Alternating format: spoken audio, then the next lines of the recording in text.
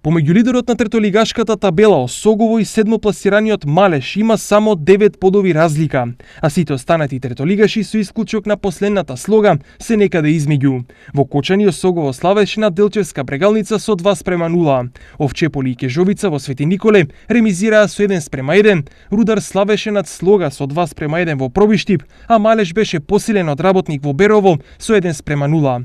На табелата сега лидер е Осогово, кој се врати на местото на Овчеполе, кој сега е втор со 13, откако Свети Николчан и Колово не успеа да ја надиграат Штипска Кежовица.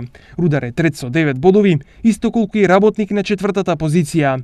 Петта е Кежовица со 8, пред Делчевска Брегалница со 7, Малеш со 6 и последната Слога со само 3 бодови.